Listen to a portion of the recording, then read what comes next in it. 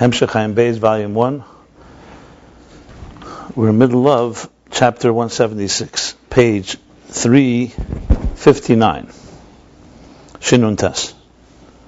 So we're in a little Avodah here about how to learn Torah, basically. So we'll title this class, How to Learn Torah. So the context I explained in the previous class, I don't have to go over by Arichas at length. Basically, we're talking about two dimensions in Torah. In very simple English, how it relates to us and how it relates to God. Obviously, you want to have both, but there are two aspects. When David was speaking about Torah, he was talking what it did for him, and as a result, he praised it as miris, hayalichu kecha, because it helped him transcend his tzaros, his difficulties, by recognizing how everything is insignificant in light of Torah. And how the midas from the word lazamer aritzim to also help uproot any negative force. And then there's Torah shashim lefanav, oya etzlei, not li etzlei. So you have right here interface, li etzlei. Is it God's Torah? Is it a Torah that impacts us? So we say, but nation not Torah. That's why we remind ourselves, it's not our Torah. We don't own it. God's Torah, but He did give it to us, and we can relate to it, and we can understand it, to the point even that it doesn't say it here, but it says in places the Torah nikras al shmei. That's why Talmid Chacham shemachal al kveidei, a scholar who he forgives he forgives covered that he should deserve. There's another word, not forgives.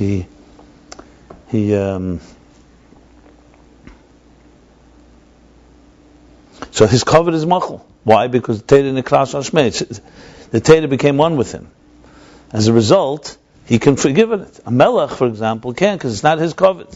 When you give covet to a melech, you're not giving it to him. He hasn't become one with him. He's a melech because he's bottled to God and so on. It's a godly, which really means that Torah, which is also God's Torah, it's not talking. It was owned. It's not owned by Talmid Chacham, but it becomes so integrated, like you said about Shirashcha B'Seich Mei, what he brings from Tanya. The yichud is azay yichud nifla.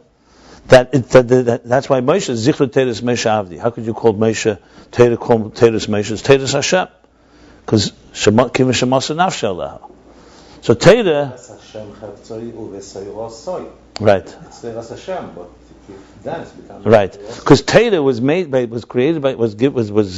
shaped by Hashem in a way that it could become one with us. A mitzvah, for example, doesn't become one. There's no yichud nifla like that. Because a mitzvah is like a levush. A mitzvah is you act. You don't become tefillin. You don't become kosher. You don't become Shabbos. You do it. And it helps refine you, elevates you. Torah, as he says in Tanya, that's the yichud nifla. There's nothing like it, because your mind is surrounded by the idea. Your mind surrounds the idea, and it's a yichud nifla, she'en yichud kameyu. So there's an element of Torah that relates to us. So as far as interface, Torah is the perfect interface in that sense, because it has those both dimensions. And ultimately the goal is, like we're learning, V'hei etzlei amen, it should be oiman. So the Torah that etzlei amen should become oiman and should nurture us. And obviously the goal is to bring it down into us, that even the Torah that's within us, we should sense that it's really divine delights. Shashim lefanov. That's the general gist. So there's the klal and prat of Torah, so to speak. There's Torah in that general sense, and there's the Torah as it was given in each time and space as it relates to time and space of existence. So after explaining at length the two things in Torah regarding David and Shashrim Lefanov, and explained that Omain becomes Oyman, he went into a long discussion that Torah is Atzmi, and that's why it can be a Keli, it can be that ability to nurture, and because it's been nurtured, it can nurture. It has the etzlei element. Since it's been, a confidant, an intimate confidant, it knows godliness, so it can convey godliness. Let's put it this way. Whereas the world is also created by God, but the world does not know God. The world is not aware of God. The world is a product of God. It's a big difference. The machine is created by God. The operator's manual knows what God wants. It's a major difference. So you have the object of the world, we'll call that space, Elam Shana Nefesh, right? You have Elam Shana, time and space, that's the world. Nefesh, then you have the Torah, which knows what God wants, because it's Eslei Oyman, Uman, and Shashim Lefanav. I'm taking the Uman, right? I'm sorry. Shashim Lefanav, and then there's the Neshamas. So we have a triangle here: the world, the Torah, and the souls, and of course God. So the Torah is the one that most intimately knows what God wants. That's why it's a lakus even as it comes down. That's what we've been learning. The neshama is connected to the divine. It's tahirahi neshama, but when it comes down, it's affected by existence because it has to engage existence. So it becomes part of time and space. So the neshama needs a Torah. It's not the neshama yourself; it's called. The way I'm using the words he used there, the neshama comes down and is affected and engaged, and he says, "Nelam." The keiches of the neshama are concealed in the animal soul. I don't know what you mean by I don't know what you mean by itself. What is itself? Down here, it's itself. Neshama in you is concealed. The neshama is concealed. That's what he says. Or else, what's the point?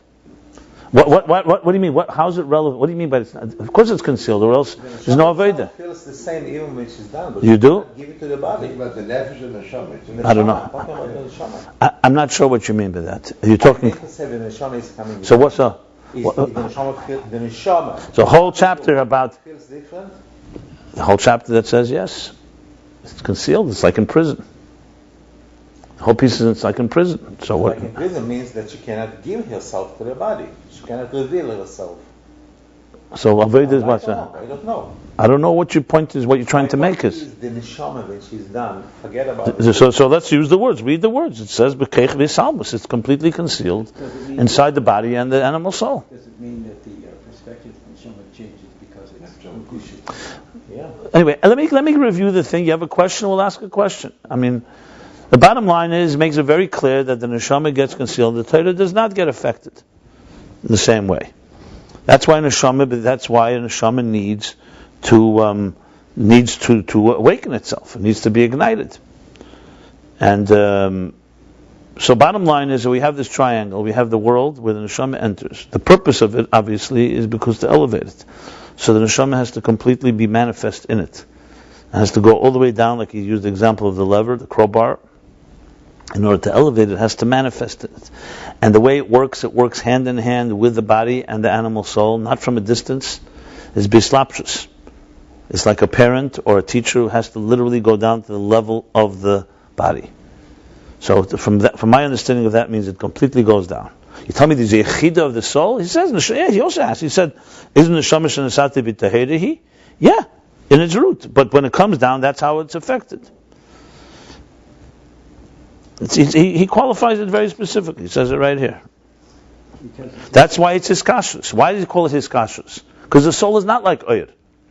Hiskashrus means two separate entities. Yeah, we talked about the whole beginning of the explanation was in order to understand these two elements. He said of the Zohar, I should have mentioned, Klas Kishin, 3 bonds: Yisrael, Araisa, Kudsha Brichu. 3 bonds. Why is it called bond? Because bond, hiskashrus, refers to 2 things that are separate. So he asked, what do you mean it's separate? So he said, yes, because even though neshama shenasati b'teira, why don't you just read inside on page 357? I want to train you to answer your question instead of me answering it. Look inside. He speaks about it. He asks this question. He says clearly. He says clearly, neshama as it descends into biyah is a mitzias yesh a mitzias davar. He doesn't qualify it in any way. The ima yesh sharshi batzilus k'mei amar neshama shenasati b'tahirihi v'gam k'mei sheyad lebiyari u'elokuz be'etzem u'husa m'kol mokim hari nasis b'chinis yesh at shebiyacholta l'ischaber im aguf v'nefesh habam is v'nitfeses b'geshem.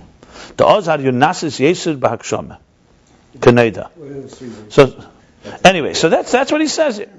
You want to understand? He says this. You need to understand what this means. Fine. I don't know what the question is, but frankly, let me just finish what I want to say. So therefore, it's hiskashrus. So the neshama has to bind itself because it is a separate entity in its consciousness, and down below here, and then so that's what he continues on speaking. It connects to the Torah, and then Torah also, in relatively speaking to the Kudsha Brichu, is also a separate entity because it's Chochmah. Torah, as it comes into Chachma, Chachma is Chachma Chakim v'lei Chachma Yediyah. God is beyond Chachma. So Torah too is connected. So what's happening here is when the neshama studies Torah, it connects and gets godliness, comes into its soul.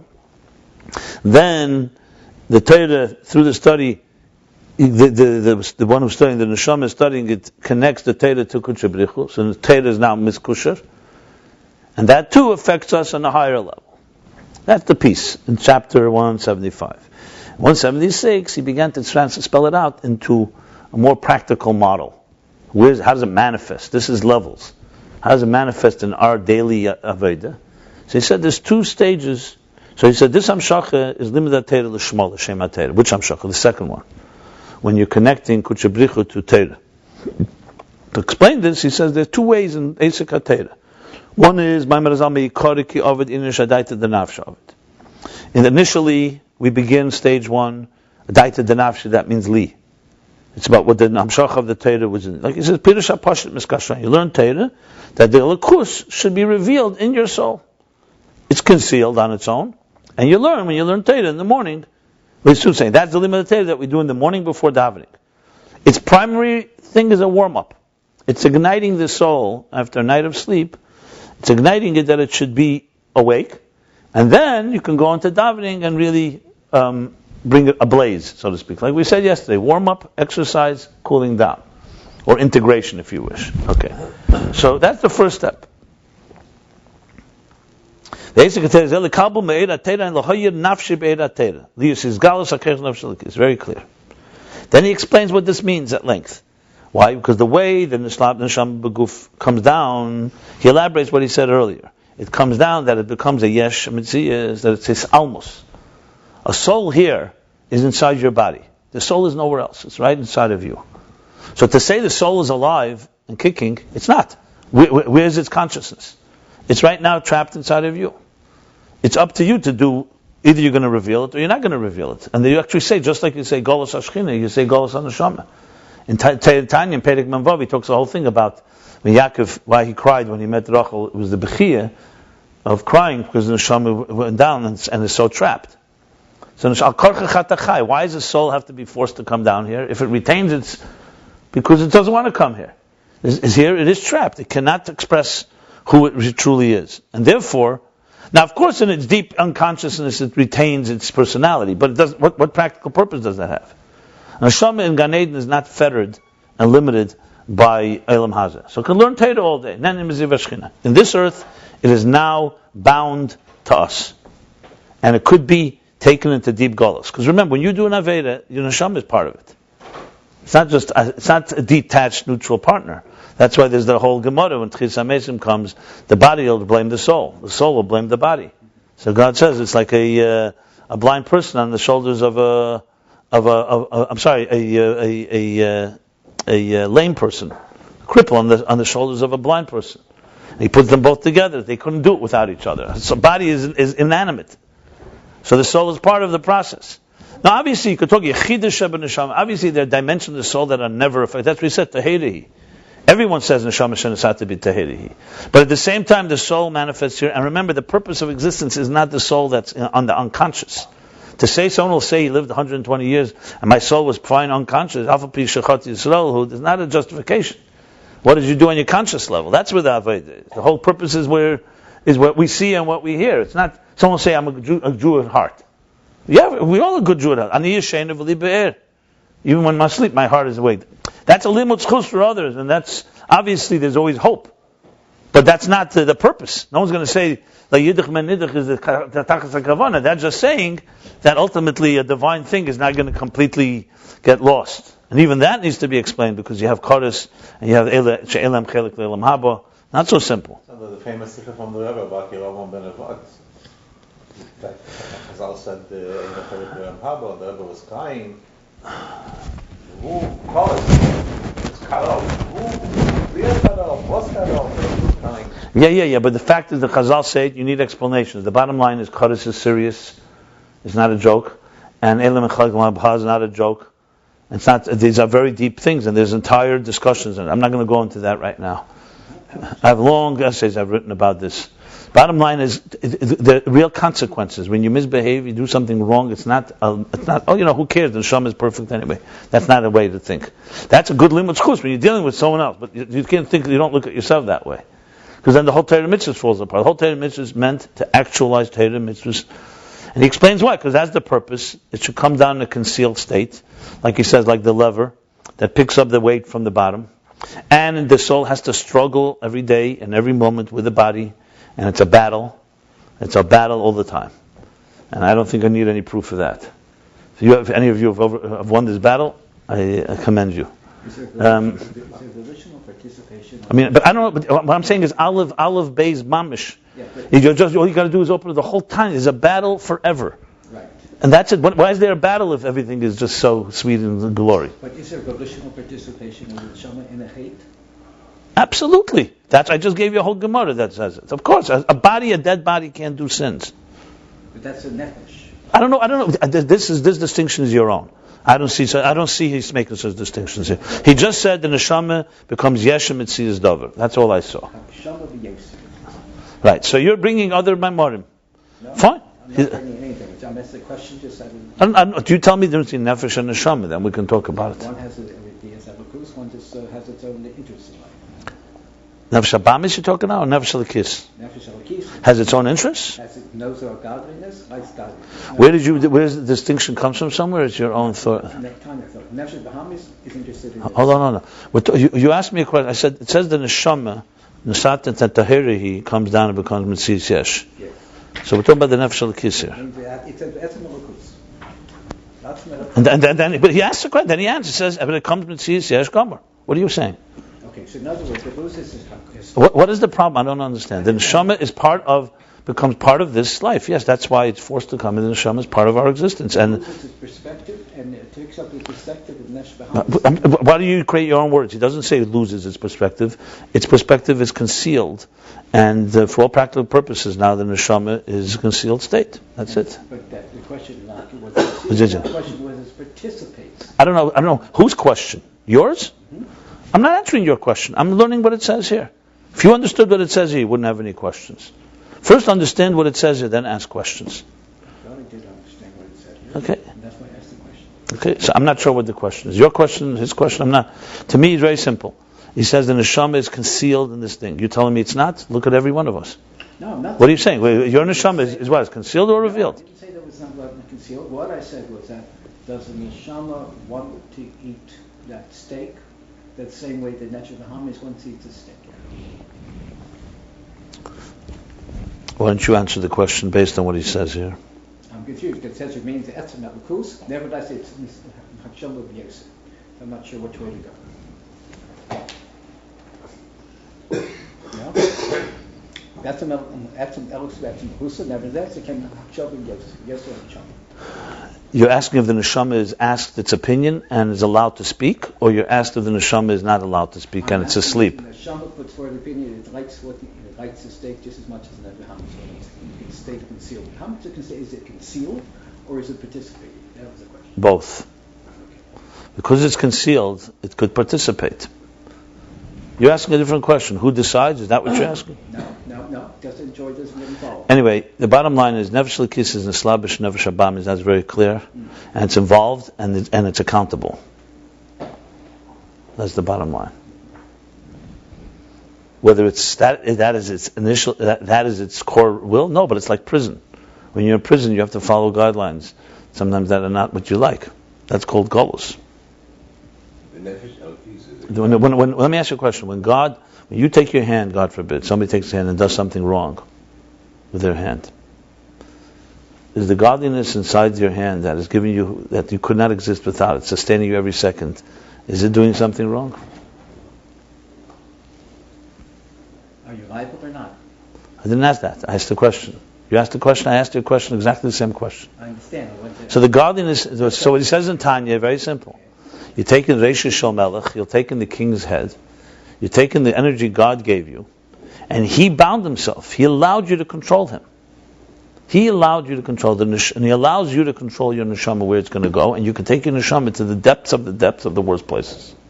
It doesn't want to go. Obviously, that's not its personality. And it has a different voice, but you're not listening to it. You have the power to schlep it into the deepest. That's called what we do. That's the whole point. That's what a sin does. You're schlepping your neshama into the darkest places. It doesn't fight back. In other words, You have to let it fight back. Like he says in Tanya, you have to let it speak. And you have to let the battle take place. Like he says, there's Zevazeh Shelton, They both have a voice, and you have to let them both speak. If you don't, which most of us don't, then it remains concealed and trapped in the behavior of the Nefesh Habamis, which is what happens for most people. That's why they call it Rasha V'Tevle. It's basic Tanya, what I'm saying. Nothing, no Chiddush. I don't really know what's the problem here. And the Shama should have said something. Not should have. You should have allowed it to say something. It doesn't should have said it. Only I am responsible. Bechira, free will. It's called free will. It was a perfect idea, because when you hold somebody's hand, they're just passive, they're not initiated. Same thing we say with I did the neshama, it's passively involved, and the person should have let the neshama fight back, but I'm not the neshama. So why the neshama is why I'm not sure what you just said. I don't know what you're saying right now. Well, you are your neshama and your guf. Why not say both? You're both. There's no third party here. You're both. You have the choice to choose which one. What's the difference? The neshama is part of that process. That's why I asked you. You asked me who's choosing. It's a different question. Some say nefesh hasichlis. Some say. The bottom line is you are a composite of nefesh halikis, nefesh habamis. They're tied together right now like this. They're not. You can't separate the two. They're both involved in everything you do. And one is constantly saying selfish reasons. One is speaking divine. Do something divine. And then you are the sum total of both. Make that decision, and they're part of it. You don't make it sound. It's not physical, where like two entities. Whether you blame the soul or the body. The Gemara says that you blame both together, because they both could have done something about it. So yes, they're complicit. The nefesh elokis could have done something about it. I just mentioned a Gemara that says that when Mashiach comes, so the body will blame the soul. Because I couldn't do anything without the soul. The soul will blame the body. How could I do? The body is, So God says He'll take the body is like is blind. The soul has feet. So put the blind. The other way around. Yeah. Right. And I'll put the blind person on top of the. They'll put the cripple on top of this and judge them together. You did it together. Story like someone says, here's a tree. Someone stole the fruit of the tree. He says, I couldn't go, I couldn't walk. And the blind person says, I couldn't see. So what happens? You take the person who can see on top of the person who can't walk on top of the shoulders of the person. So he tells him where to walk, and so you have both. You have the feet and this. That's the Gemara, Mashal and the Gemara. So you're definitely talking about neshama and guf. The bottom line is, a neshama has to go through. What's Gehenim for whom? If not for the neshama, the neshama is dirtied, is soiled, is affected, contaminated by this world. The Zohar asked the question, Nefesh kisech tva, can a soul be sin? So there's the discussions, how would that mean exactly? You ask questions, how that happens. It's the same question you can ask, how Elokus can be affected by the slapshus in this world. But you know something? The point here is, like he said, it is affected. When you understand how it's affected, I don't see the question because I just have to look at my life. Just look at your daily life. Your neshama is in there. You cannot say your neshama left. It's inside of you. And it's participating in whatever you do, and you are schlepping whatever. So you want to ask the question, who makes the choice? It's a discussion. It's a separate discussion. But whoever does make the choice, the bottom line is everybody's affected, and everybody's complicit. Just like we say about the Nazis and the Germans. Even those that were standing silent were also complicit, because they could have... Yeah. Even it says in the parsha, but Korach, remember, Mashbi'in Eishetihit Tzadik V'al Tiyirasha. It says Mashbi'in Tzadik V'al Tiyirasha, the neshama was given power. So that means there's power in there. And we have to look at this not as individuals. This isn't about for pointing fingers and finding blame. This is about everybody participating in the act. And everybody could have had an opinion. And there will be accountability. Anyway, let's go back to the focus of Ayin Beis. And the focus is that the neshama is mislabish and bisalmus, as opposed to Torah mitzvahs, which retain their divine personality down below. They're not trapped. They descend. Torah mitzvahs in physical world is different than Torah mitzvahs in Atzilus, because there it's spiritual and here it has a physical manifestation, a physical mitzvah, but it's a mitzvah. Whereas neshama becomes concealed. And that's why in the beginning of the day, it gives the example of sleep, like you're asleep. What's when you're asleep? Who dominates? The body dominates. Most of the faculties are at a weakened state. Same thing, spiritual sleep. Most of us are in spiritual sleep. The neshama is there, but it's like a sleep, not really active. So then comes the morning, you wake up, and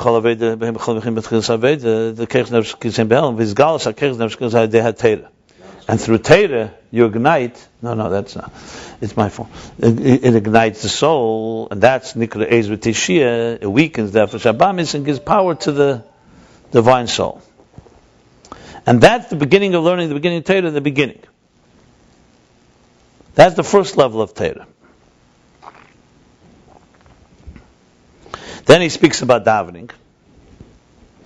Then comes davening, when you daven, once you had that warm-up, so to speak, and that igniting. So igniting brings it alive.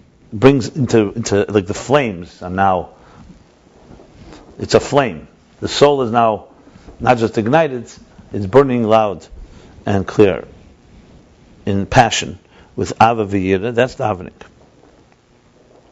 And then comes then the Teira that comes after the learning of Teira, after Tefillah, is Biskasha Nafshi B'Teira B'Chachma Tzeinim, is the second level, where you mamshech halakus into Teira, and that also elevates the soul to another place. So the first learning Teira was Adaita de Nafshe, was more to get your soul awake, to ignite more for you. And now it's for the Teira, and that also elevates Mumeira Er B'Nafshe. And that's the Agadoma that comes first davening. V'chol b'eidecho mamshech hamshach zenzev b'teira, ki divrei teira kosev medaber, as he said. Okay. So then he asks the question: if that's the case, what's the difference between davening and learning afterwards? If davening already brings that type of awakening, so the level, the first level, you could say, okay, the first level is adaita de nafshe, mikora, which you start doing for you to ignite your soul. But now that you've already reached that your soul is alive and burning,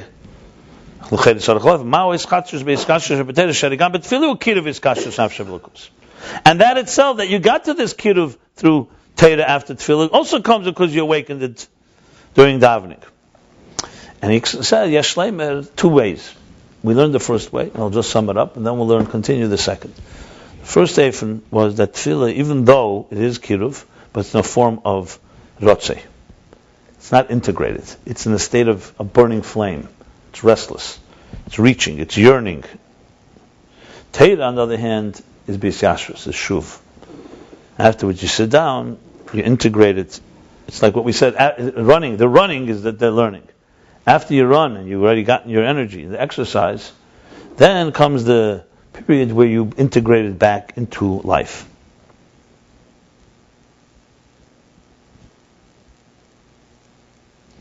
And he adds the parentheses that it's integrated in a full way, because before it's only a reflection. Before the learning, before davening was only a reflection, because it was only to wake things up. Adaita de nafshe. Now you're talking about er atzmi. So even though, yes, it's true, this itself is awakened. This deeper level of integration that comes through Teira comes through davening, but in davening it's still not in a revealed way, and the revelation is in Teira. And now he's going to go to Eifem Beis, the second explanation in what Teira accomplishes after the davening. Okay? For Eifem HaBeis, I'm reading now 8 lines from the bottom of page 359. And the second Eifem, Yesh Leimer, second Eifem to explain what is the chidush, is chatshus of Teira compared to davening. The kiruv, Yesh Leimer, the kiruv nafshe b'tefillah, b'chinas alakus hashachas ala elamas. In the kiruv nafshe, the closeness of the nefesh during davening, the spirit getting close to the divine, is the divine as it relates to existence, to the worlds. So you see here again, he's going back to the Shashrim Lefonov or not. So Adaita de Nafshe, learning Teira before davening, is for sure relating to Nafshe. It's about me. right? Li. He's saying even davening. So the first difference was that tefillah is Ratzeh and not Shuv. Now tefillah is Sheikhus le'elamus.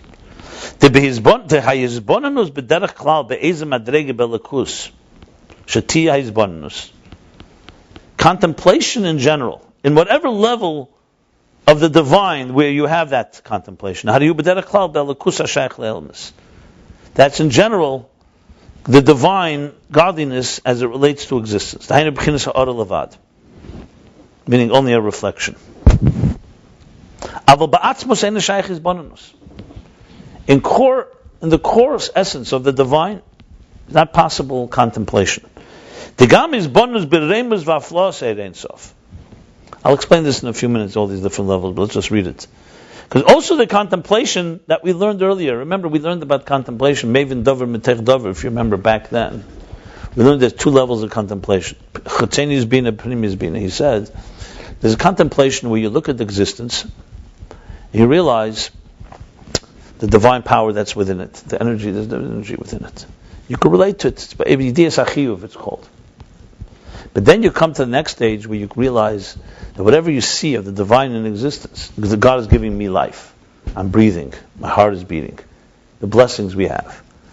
You come to realize that really the divine that's behind this artist is not just an artist. There's a whole mystery, a whole grandeur, a flaw, and Raymond was that it's not that you can't relate to.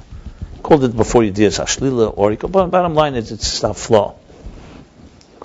It's beyond. She says even that is best. Hanikra Atzmus Ein Sof, which is called Atzmus Ein Sof. In the parentheses he adds, it's called Atzmus Ein Sof, but really it's not Atzmus Ein Sof. It's just called that relative to the abundance, to the contemplation of the divine that we relate to. So there's the divine that's beyond us. That's like the grandeur, the awe. You stand in awe. So you see grandeur, you don't understand it, but you can contemplate on it. Right? So he says that is, at the end of the day, it's all the innocence of Shaykh Le'elmas, because even the grandeur is ultimately grandeur that you're deriving from observing existence and relating to existence. What he means now, Atzmus, not what is called Atzmus Ein Sof. Actual Atzmus Ein Sof, Ein Shayach Gam is Bonus HaFlaw. Which is not Atzmus. Atzmus is always beyond anything. We're not even talking about Atzmus. So Atzmus Ein Sof, he doesn't mean Atzmus. Do you mean Atzmus when you say Atzmus? Instead of Shalom, he says, what do you mean by Atzmus? Okay, I don't know. But Okay. I mean, Atzmus Ein Sof, he's talking earlier about... I don't want to talk about Atzmus because I don't think we know what Atzmus is. Let's talk about what we... He's talking about oil, right? Oil and Sof. I don't know if you know. Can you tell me the difference between Atzmus Ein Sof and Atzmus? This is an oil, this is a moil. That's what I could tell you. Okay. Like that, I don't know. But even Atzmus Ein Sof, you can't even have a flaw. That's what he's saying here. Ein Shayach Gam is Bonus HaFlaw. That even a flaw you can't have. Now, if you recall, we had a taste of this earlier when we spoke about in Eir, right? Remember there was a place where there's Sfiras Ein Ketz, hidden spheres. Shir Atzmi B'Keach. The artist can do infinite possibilities, and what? And he chooses one possibility. This is Esas Ignosis? Yeah, that's the 10 hidden spheres. 1 second. Then we learned the Sfiras Ein Ketz. That's the artist that can do infinite possibilities. That would be Haflaw. We, from the perspective, when we see Esas Sfiras, and you know that he can do infinite, it's Haflaw. But that's the Shadish of Seviv. That's still not Atzmus Ein Sof. That would be like Seviv in Ein Sof. This is the Shadish HaMamala in Ein Sof. The first one is that, Esas Sfiras. It's absolutely not like our Esas Sfiras, because it's the power of God to create Esas Sfiras. Like we said, it's a Medida Atzmis. But you could say Chesed in existence is rooted at the end of the day because God wanted Chesed. Then you come to realize God is not bound by Chesed, not by Gvura, so that's Haflaw. That's Seviv. Then Atzmus Ein Sof, there's not even Sfiras. You can't even say Sfiras there. Spoke about Behirus. There are a lot of ways to analyze it. But the bottom line, there's a level where God himself is not even aware. There's not even a Yediyas Atzmei. He spoke about a level at Adlah. He said there's a level where God wants to know what He has within Him. That's already a level that that's already hafla. There's a level where even God Himself is not even in a state of yediyah. It's not in a state of, He doesn't need yediyah. See, we, by us, yediyah is a mila. By God, yediyah is a yediyah. He's conscious of something. What do you mean He's conscious? He is it. Yediyah asatzme. So even yediyah asatzme is already a level that we learn. So there's a level that you can't even call hafla because it's not even infinite compared to finite. It's beyond the whole thing. So we learn this level. This is a level where you can't have hisbonenus. You could read about it, and you could, I guess, at the end of the day, you could ultimately relate to some way. But he doesn't call it hisbonenus hafla. He's trying to explain that tefillah, There's that law in this picture. there's microcosm, radlo, and macrocosm. In the microcosm, radlo, Reshud Le'Siyada is atik. In the macrocosm, Reshud Le'Siyada is the level kedem al le'sarotzen. There's a level kedem. It's not. He didn't even. So what does it mean? So there's a lashon. I'll read to you a lashon. We learned it earlier. It's in the mems. It's very seder's piece. I mean, it's very, to understand this well, you have to really go back. I'm sorry. Yeah, Barach Mecharab. Even before that, when he started, Barach Mecharab, in that piece. But Adeinu Zenu. 1 second.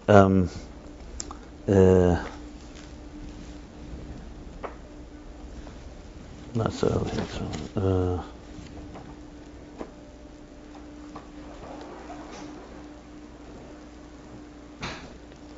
Now I want to just read you a piece because it's a very, very important piece. It'll help us understand what we're saying here. Baruch Shama, yeah.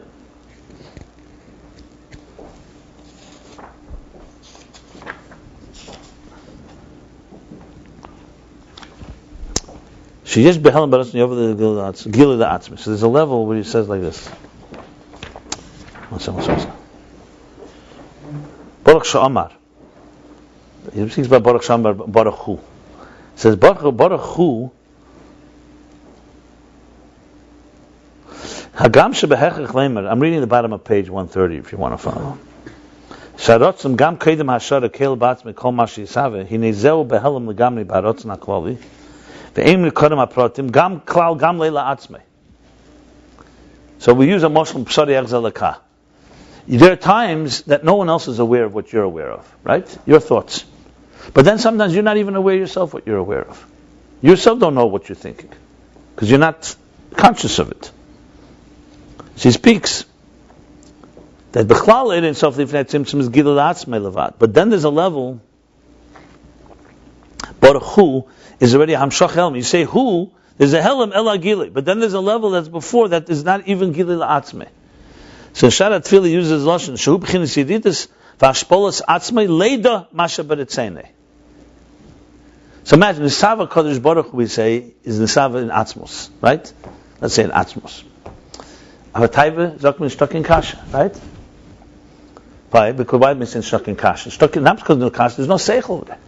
Fix the kashas in a place that seichel hasn't yet been created. So the closest thing we can say is Avil, Nisava. But can you say he even knows what he's Nisava? That also is a level. Yediyah is Das. Das is Asfira. So there's a level, Taiva is the closest thing because the closest moshel we can have for something that's beyond any level is Taiva. Truth is that's also Kav Yochel. So then comes a level where God wants to know what He has inside of Him. The question is, why does He need to know? Because He wants us to know. So if He doesn't, He creates knowledge by wanting to know. That's a level. So when you say hafla, so you say elikus that relates to us, that's mamala. Elikus of Seviv is hafla. God's beyond. And then there's a level that even He Himself doesn't know for sure. How are you going to know Him? It didn't yet come into a state of yediyah. You say, how can we talk about it? Well, Kedim called the Rabbeim are helpful. They're letting us know. And secondly, I guess even that, Atzmus at Megali Gven Alts. I feel the Inyanim was ein ganzen Hecher. That's what Teda comes. It reveals things that are beyond our comprehension. But there is that level. I just want to just explain what means Hisbonenus is beyond our flaw. What means beyond our flaw? You could say everything is our flaw. Anything, I don't know, is grandeur of God. No, but there's things that are beyond our flaw be'etzem, because they're not even, you can even call them haflaw. Haflaw already means that there's some relationship, some gilui.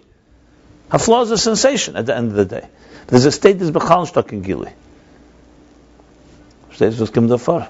It's a deep, it's a heiche madrege. No, but it's made deep, because then there's another piece I must refer to. I'm just, it's now all coming together. Yedias atzma, Yedias hatera. Where is that? That's a Yenisi, Perek Mem. Okay, that's Mem. Mem, 1 second. Yeah, here we go. It's also a very important piece here. It really relates to this because it's the same. Here we go. See, there's an expression, a Geras HaKedesh, we say, David Zmiris. In this same Geras HaKedesh, he says, Di bisi dias atzmi Yedias hatera. So he explains, if you look at page 82 and 83, it's a very fascinating piece there.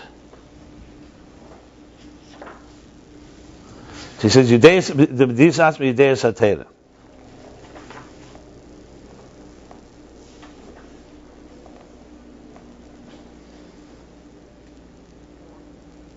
So look at the line. I want to read a line. 3, 6, 9 lines from the bottom. Look at this line.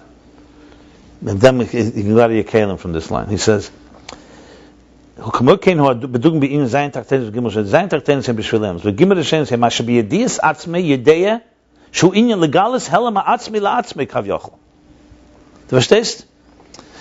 us to relate to God, this is the depth of how Chassidus Chabad, the love that the Rabbeim taught us, that God wants us to be completely united with Him.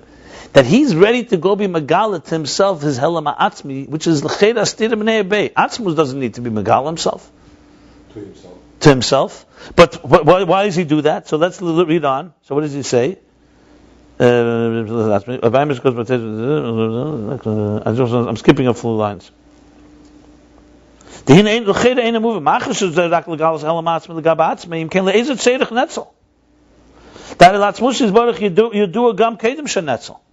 If that's the case, if it's only for himself, he doesn't need it. Why did he do it? In other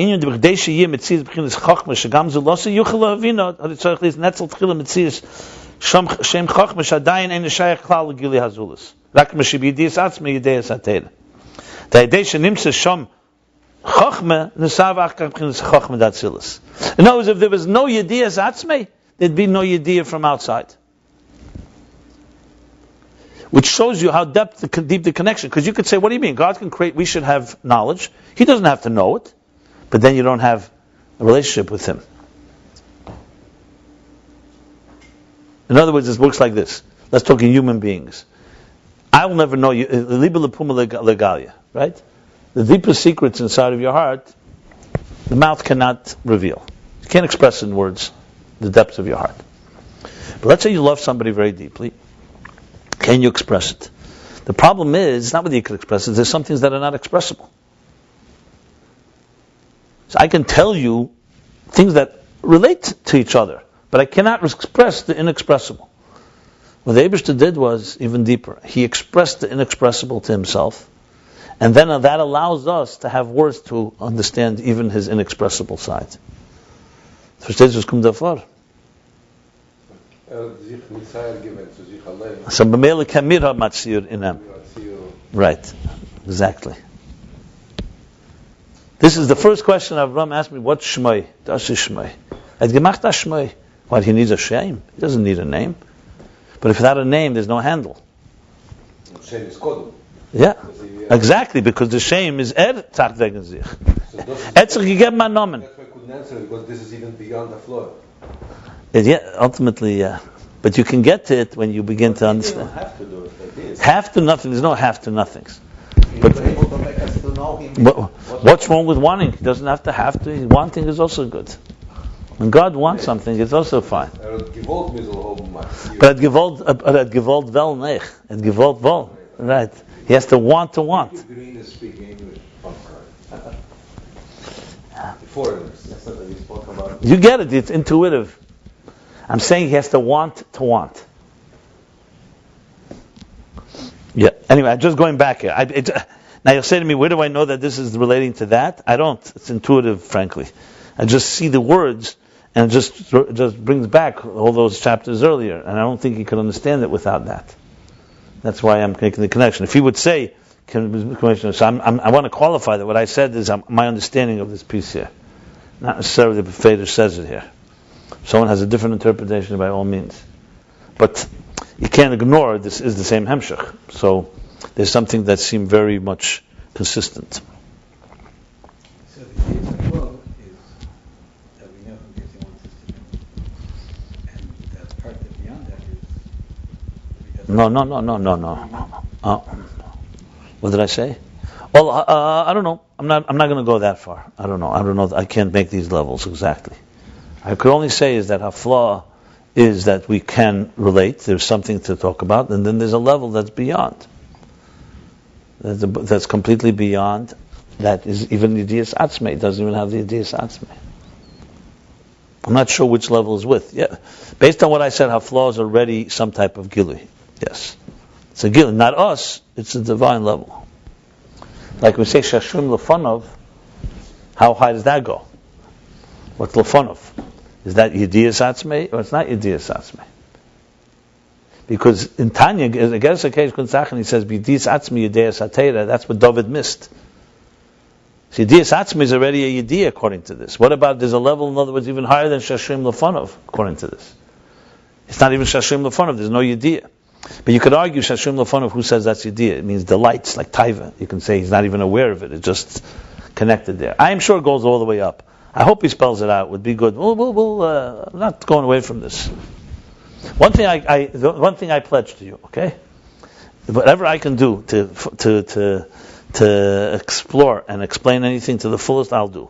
And connect it to the past, because I'm always looking back to see where we are in that flow. That's what I'm doing. That's my biggest effort here, because Huh? What? Yeah, better than other types. Yes. Otherwise. No, because I see this. It's you can spend your whole life studying this, because this is look. It's just pages and pages that Rebbe Rashab immersed himself and wrote this. I spoke to the Shluchim yesterday, and I said, "What do you think? How long do you think it took the Rebbe Rashab to write this?" And he took a pen, a quill, and wrote. I said, "How much time are we spending doing anything that Rebbeim did?" They spent writing all the time, just looking at the amount of books they wrote. It looks like they did nothing else. And any yechidus or personal things was almost like a sideshow. It was a side thing. So that's maybe Adaita the Nafsh is when they spoke to us. But Shashrim Lefanov this is what they did. All day. You have to say that. There's no way. Even writing it would take all day. Forget it. But I'm not even talking about the research and the machshava behind it and all that comes. That's what the Rabbeim did for 7 generations. Right? So it's not about guilt. It's just a matter, that's what they did because they saw that's the ikar. And most of us think this is also esoteric. So the Rabbeim, you're basically saying that the Rabbeim did all this, not for most people. It's not B'dara doing it, basically. And I don't think anyone would say that. One of the Chassid wouldn't say that, right? They spend their time writing for whom? So if it's not for Chassidim, and it's not for Shluchim, and it's not for the people that Shluchim have influenced, so for whom exactly is this? What is that? Process of elimination.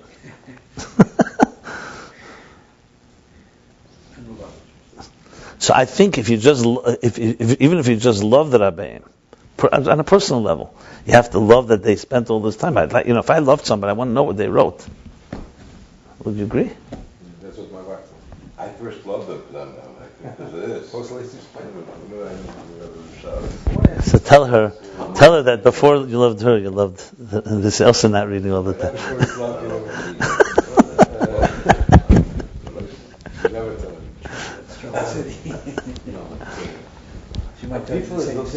No, I don't think a Chassidish person has a problem. Simon, can you draw a line? How much is built on Seif of the kind of extent, and how much is built on Kabbalah? It's not but our seichel was created by the seichel of the key. Right. The seichel it's not a man-made brain. Yeah.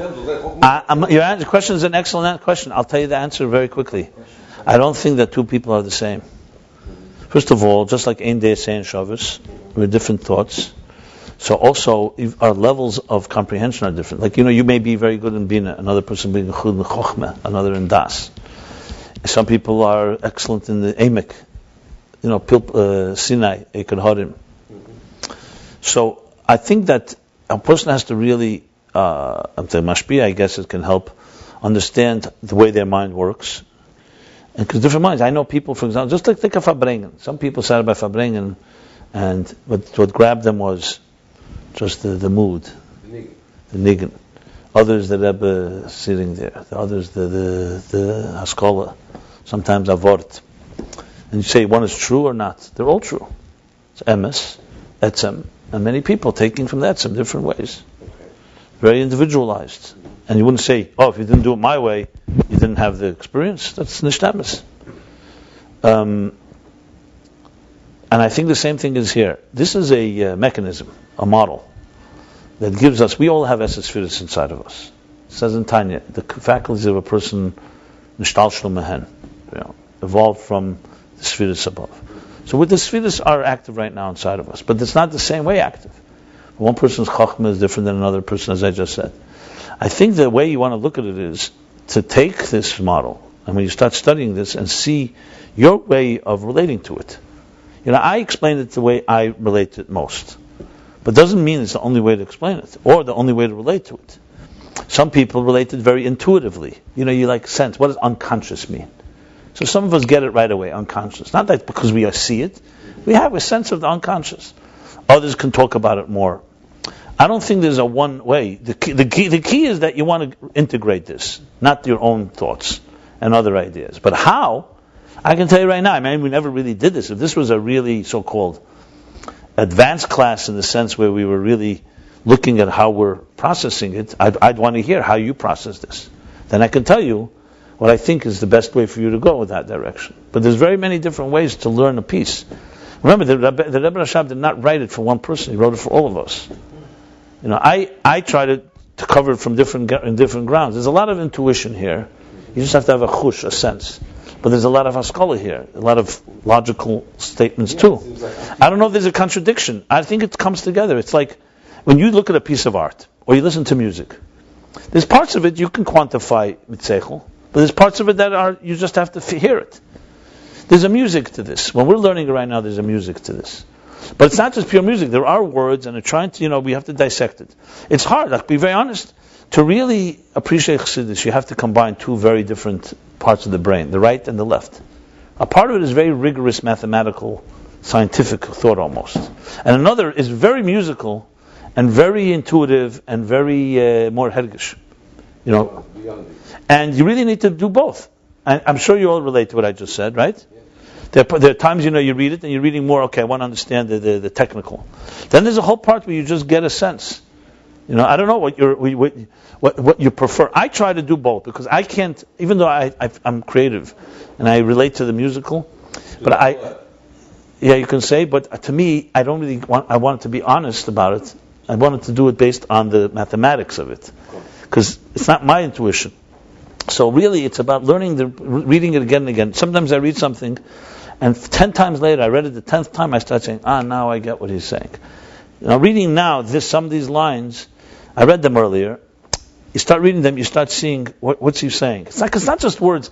Elikus hashayich le'elamus. Now, if I were to challenge you, what means elikus hashayich le'elamus? So I just explained it, with the Mamala, Seviv, and Hafla, and beyond. He's not even aware of what he's aware. Then he's aware of what he's aware, and then he reveals it to others. That's for a moment. So I explain a certain way, but the ultimate goal is for you to figure out what means elikus hashayich le'elamus in your life. Where is it in your experience? That's the ultimate goal. But you don't want to just be based it on your subjective experience. You want to base it on the Rebbe Rashab's direction to us. So I don't know if I'm answering your question. I think the Eibishter wants alle Sachen zusammen. Keiches HaNefesh, Chochma Bina Das, plus Kesed, plus Amunah, and they all come together at the end of the day. You just have to focus on different parts, Right now, the biggest objective, in my opinion, is to understand the Pshat here, and what it really means to us personally, relevance. That's my main focus right now. So that's what we're saying. So Oder Levad. Aval Batzman saying the Shaykh is bonus. The Gam is bonus Beremes Vaflos, he says also not Shaykh. Ain't a Shaykh Gam is bonus Vaflo. Now, you could explain this several ways. You could explain this with Heisenberg's uncertainty principle. Right, Sri? For example, what do they say? They say there are things we don't know, and the only reason we don't know them is because lack of data, lack of information. You may not know what's behind this door because you didn't see what's behind this door. I open the door, you study, you'll know. So that's a head of the idea, that's a lack of knowledge simply due to lack of information. Then there's a fundamental state of lack of knowledge that even if you open the door, and even if you study it, you still will not ever get it. So I'll explain. Uncertainty principle established in quantum mechanics. The Heisenberg's uncertainty principle established in quantum mechanics that they're fundamental unknowable things. Unknowable. It's not because, for example, I'll give you a comparison. There was Laplace, was a French philosopher, scientist. So he wrote the end of the 19th century, which made an uproar in the church and many religious people. He wrote that the only thing we're missing now is data. You give me all the data on a human being, and I'll predict every move you make and every choice you make to the end of your life. Determinism, right. The only thing is, you may argue you can never get all the data because there's too many factors and too many variables. But just give me the data, it's just a matter of lack of knowledge. Yeah. You know, tell me what fire is made of, and I can tell you what fire will do forever and ever, unless you do something else to fire. I'm talking about based on. Which is very logical. Yeah. So a human being is just more complicated. There's a lot of data, right? And this, of course, takes away the whole free will. The uncertainty principle was not a response to that, but as a conclusion of the uncertainty principle proved, in the weirdest way, that when you come to a certain stage of microscopic level, Poshet Kipshute, and you measure something, they came to different results 2 times they measured it. So they realized something's wrong. So first they thought our measurement is wrong. Then they thought maybe the conditions are different. This is a little hotter, a little colder. It's like if you measure this thing twice, and you come once it's 5 inches, once it's 4 inches, there's something wrong. Right? Someone will say something the matter. Either your measuring is not right, maybe you were drunk, maybe it's heat expanded it. I mean, there's 100 explanations. Because there's nothing in the empirical macroscopic world that works that way. Everything is deterministic. It's this way or that way. That's it. But then they came to realize again and again that they're looking at light. They were studying light particles. Or light, and sometimes it appeared like a wave and sometimes like a particle. So they came to the certainty principle states that you can never know the position and the velocity of an atom. If you know one, the other one is not necessarily, you can't know the other one. Once you measure it, it takes on a definition. This, they all called it bizarre. Some people called it hocus pocus, because it sounded really spooky. Exactly. Yeah, because it was ridiculous. What does that mean? What does it mean? You have Schrodinger's cat. He gave a Schrodinger gave a so-called mental exercise. That in a state of microscopic state, if you put a cat up, and then you release certain things inside the box, a cat inside of a box, so there's a probability that the cat will die, the probability the cat will live. In that state of probability, the cat can be alive, and the whole thing, which is like ridiculous, that the cat is in a state that's not alive and not dead, until you open the box and measure it. This was his example, just to show you how weird it gets. But today, this is common science. As a matter of fact, as a result, microchip, there are technologies built on this science. It's not just a nice theory. The fact that they can manipulate today, and you can find in a small space such power that we're able to create is a result of these theories. So it's not just a nice machshava, like a nice theory in heaven. It has a lot of practical implications. Does it make sense that so much information can be in a follicle of hair? How can there be so much information there? Information, everything takes up space. So you can maybe small space. Okay, so the answer is because there are states that are not really take up space in a way, and if you manipulate that, yeah. I'm just giving you the simple words, but basically, you can. There are other implications. You can study it. It's complicated stuff, but it's scientific. It's not Tamunah. Like a cup is 99.999% just energy, but no glue, no substance. There's nothing there really. Anyway, it's not for now. All I wanted to know, my point I wanted to state was that he says until you measure it, you don't know. So you can basically have a state which is a state of indeterminism. That's the bottom line. Why I mention it? Because I wanted to say that there are levels that are fundamentally not knowable, and there's nothing wrong with that. That's the state it's in. So just an example, he's saying that things that are not even have flaw. You see science actually understands. I wouldn't say science understands. I say this is an example that you can use science to relate to a level that's unknowable. That's all I'm saying. There's even deeper. Huh? That physicist that came here. He was just humble. He was just listening. He wasn't saying much.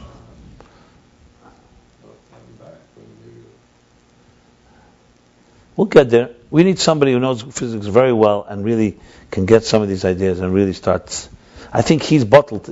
He when it comes to this, he pushes away. We should send you to graduate school for physics for one. We have others that are in graduate school. You don't need me for that. They'll have others do that. I'll tell them what it says here. If many people learn this, they push away their science because they stand I'm standing in front of the Rebbe. I don't want to bring my science in it. So you need a little breitkeit, a little. Well, it's very useful, I think, in order to spread. For sure. I mean. Yeah. I even have a footnote. The first Hanoch I ever wrote. I don't know if this is Hashgacha Pratis. Everything is Hashgacha Pratis. The first Hanoch I wrote, the first full Farbrengen I wrote was Shabbos Pasha Chanukah, Shabbos Miketz Chanukah, Tovshin Mem, 1979, and December. And in it, the Rebbe wrote to me a footnote. The Sikh I prepared, I sent in. The Rebbe wrote something about quantum. Really, quantum? He didn't use the word. He said he used. He was talking there in the Pasha Vayeshev. There's expression that va'ovav shomer es hadover. So what happens there? That when Yosef shared the dreams with his brothers, and they became jealous because it was interpreted the 11 stars and the 11 bushels bowing to one. So it says Ovav Yaakov shomer es hadover. That's the pasuk. What does it mean, shomer es hadover? So some say, Rashi says, he's quiet. He didn't want to get involved in this. But what's shomer es hadover? So the Gemara says that he didn't want to interpret the dream because hakol helech achar hapisah. That he didn't want to interpret the dream because everything follows your measurement. Yeah. It's real quantum. Mamash quantum. So the Rebbe brought this and said that means there's a state where it can go either way. But isn't there one? No. Once you say it, that's how it will become. So the Rebbe writes in a note. He wrote in the footnote in the Sikh. It's printed. It blew me away. Till this day, I don't fully understand. He says, and what do you say? And Lamaila, this is where the Eibishter could have made Sfiras saying Ketz, and he chose Esa Sfiras. So I see from that, in other words, there's a state where it could have been many different Sfiras. Right. And he chose one. The Pisrin, this was the measurement that he chose. But you see, in Atzmos, even when he measures, it still remains quantum. But at the same time, it's also substantial, because when we eat a sheer matzah, it's real. It's not saying, hey, you know what, doesn't really matter because in quantum level, who cares? That's why I was telling you, I think determinism and indeterminism, defined time and space, at the same time, undefined time and space, they come together, only that the physicists don't even get to. That's Atzmos. I remember the Rebbe said that the Chira and Hashgacha Pratis are two sides of the same coin. I remember being there and I was completely blown away. Okay? That's, part. So see what's going on, because I'll tell you what the end of the day is, like I said earlier, the goal is, you see, the problem we have is our perspective, our perception. Our perception measures things in very limited ways. A table is a table, it's not a chair, and that's it. Atzmos is the opposite. There's no altogether. What do you mean a table? Table is a chair. There's no contradictions because there's no definitions. But Atzmos chose a world he wants a difference between a Shabbos and a Sunday. And he wants a difference between a man and a woman. He wants a difference between the sky and the earth. Why? Because he's not bound also by his non-definition. So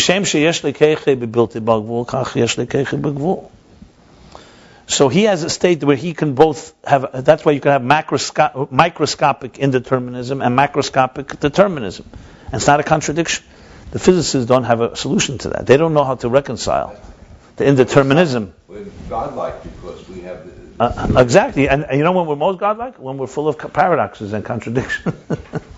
When we do things that are completely ridiculous and inconsistent. So the beauty is to discover the ain't safe, Svila saying Ketz, the indeterministic elements in the deterministic. And realize that deterministic is also part of God's ability to do anything, including to be determined. So exactly. In other words, you could sit and meet matzah Pesach diligently, be mahadir that you eat exactly this shear.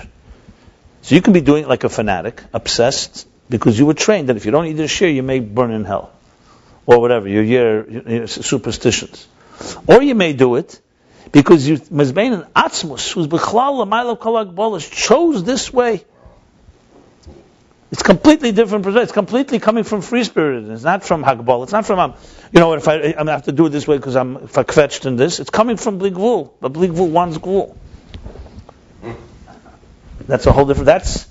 We learned. I think you were not here. There was a line that very much he spoke about when you do a mitzvah, a hidur mitzvah. What was the word? L'shem the mitzvah itself. It was an unbelievable little line there.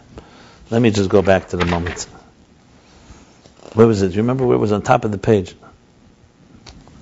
You do the mitzvah. When you do the mitzvah, no, it's much later. Oh yeah, here. That when you do the mitzvah because you're getting something from it, he's talking about doing a mitzvah that something is doing something for you. So you really, the mitzvah is a what do you call it? He called it a b'chein, an outcome. You're doing it for the outcome, right? But when you're doing it because you want pleasure because God has pleasure from it, then he says, then the timing is the etzem mitzvah, not the outcome. Because the etzem mitzvah, he wants it this way. So it's not the outcome what it's going to do for you. Let's say, if I eat matzah a certain way, it bamshech moichenin, I get intelligence. Then, you'll do it, but you really want the outcome, the result from it. You want the reward, so to speak. Then you do it because God has pleasure from eating matzah this way, so then the exact way you do it is precisely what gives God pleasure, and then you do it with that type of commitment. It answers a very big question. I remember Hishka Dubravsky, Olav Hashem. People say that anyone that's with the big maskilim, the big minds, usually are not focused so much on details. Because details don't matter to them, they understand the big picture. But you find people like the Rebbe Rashab, Chonya Marozov, they say it was this way, who are unbelievable minds, but when it came to doing a mitzvah, they did it like a child, with such dig to kal, such hidur. Even all the Rabbeim, obviously, but the Rebbe Rashab was known for his unbelievable hidur and mitzvahs. Imamish proti. Hundreds of examples. How he straightened his talis cotton when he went to sleep, in the middle of the night hundreds of examples. And it was always a shah, because it's not that, God forbid, that a person with a big mind is not sensitive. It's just that the digduk, the kal. And yet you look at the Alter Rebbe, unbelievable mind, unbelievable soul, and then look at Shulchan Aruch. You start reading the Alter Rebbe Shulchan Aruch, you never believe how, it sounds so technical. But when you think of it this way, it makes sense, because they're not being technical and details. That's what Atzmos wants. It's not all OCD. Exactly. It's what Atzmos wants. Exactly. Very good point. I'm sorry, now you have to translate. It's not easy. Obsessive compulsive disorder. So they say some people, I'm not going to say names, have a compulsive compulsive disorder, and if they're religious, it gets really bad, because religion is all about, so they can go crazy. But that's ultimate, no, 1 second. That's ultimate symptom. And was Midaiden is ultimate Bli Gvul, was Wilhelm Gvul. Don't confuse the two. Verstehst? So you have two people being medagdik in the selbe Zach, and einer is a Meshuggah, who's completely compulsive, and a fanatic, and the other one is a complete free spirit. But that's what the Medida Atzmis was Teiremont. It's like Mokka Ma'odin Eina Min HaMida. Not too many are completely spirit. Rebbe Rashab. Yeah, and by the way, and the question is, what's the Even HaBechen? The Even HaBechen is very simple.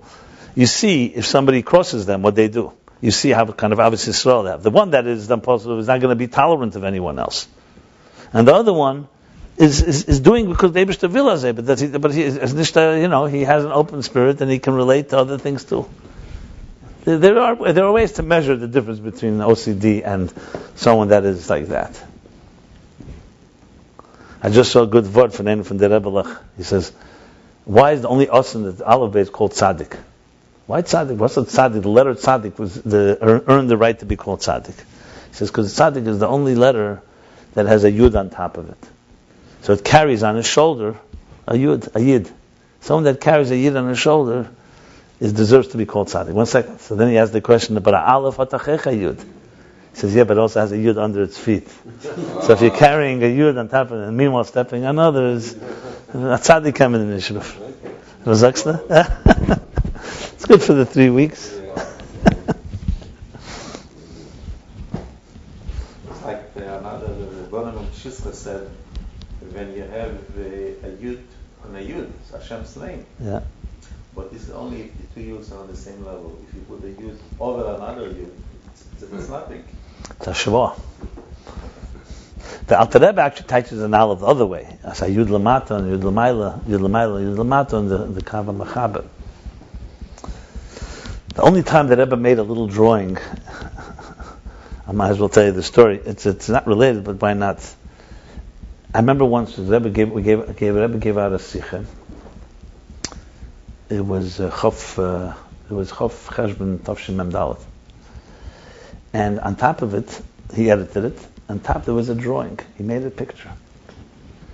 I have to show it to you to appreciate it. He made a picture of a line. And then it's a very odd picture. And we couldn't for our lives figure out what it was. Days went by. What was it? A line? A line and then like a circle and a circle. You have to see it. I can't explain. I have it.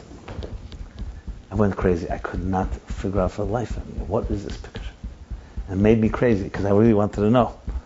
Then I realized, I don't know how it came to me, that the Rebbe made it on one settle, but it was really, he was making it related to, he edited then the Sikh of Chof Cheshbon Mem Dalet, where the Rebbe speaks about that children should not be exposed to animals and images that are not kosher animals. Like when he mentions Mickey Mouse there. He says, a mouse. He says, of all things, America made a model was a moise. A mouse. Okay. That's the whole thing with going to the zoo, but the Rebbe did not refer about zoo and so on. They're talking about using unnecessary. Anyway. So middle there, the Rebbe says that tziyur was used always in chinuch, and the Sikha says that in some books, actually, when they would make Aleph Beis, they make pictures of people to describe a letter, so children should learn Aleph Beis well. And for an Aleph, they made a water carrier. So the Rebbe was drawing the Aleph to see how it's a water carrier. The Stecken, right, is exactly. So the Stecken is the person who's like leaning, and the two things are like the pail. So the Rebbe he made a line, then he made a person, and then so he wanted to see how the person and the pail works, because it's not so simple. So when we sent in for printing the Sikha, we decided sometimes Rashi makes a diagram, so we wrote Aleph is a water carrier, and we put in a footnote Kamoi, and we put the Rebbe's picture there. And we asked the Rebbe whether we can print it this way. He crossed it out. He didn't want to print it. Crossed it out? Yeah, for Pashtus. What if we need a picture? He needs his picture in there. But we have it. I have it. Interesting, huh? The answer for you stayed by you. Yeah. That was the only reward we got. Payment we didn't get. Stayed by me. Because of Chassidus Shiganevis, it's in a safe deposit box in a bank. Because this is extremely invaluable. It's not even, someone's offered me for I have thousands of pages, literally, because I worked for 15 years. Someone offered me a lot of money for one page. I said, it's not priceless. I'm not selling you pages of the Rebbe's writing to things I worked on. It's not money. No money in the world would buy it from me. You go to the book? Huh? You go to the book? You go to the book? If I look at it? She's against coconut there. Yeah, but not so often. Yes, I do. And I don't have that much time, but sometimes people ask also, I have to check sometimes things for printing mistakes. I made copies. I have copies around as well. It's tremendous. I mean, I have pages where you see what the Rebbe ate for breakfast, even, because he ate while he was editing, and sometimes it's there too. Even hear from the Rebbe also. A little piece of It's egg. unbelievable. How did it come? A little piece of egg. The Rebbe gave it. Oh, fell off on the Yeah. And Shabbos. The Rebbe edited on Shabbos sometimes, and he made folds. Like if he had a comment on this line, he'd make a fold. And then after Shabbos, you could see, because wherever there was a fold, there's an edit. Which I think it's against halacha. To make a fold? No, to edit on Shabbos. I don't know if he edited, but he made folds. How do you call it? Whatever you want to call it.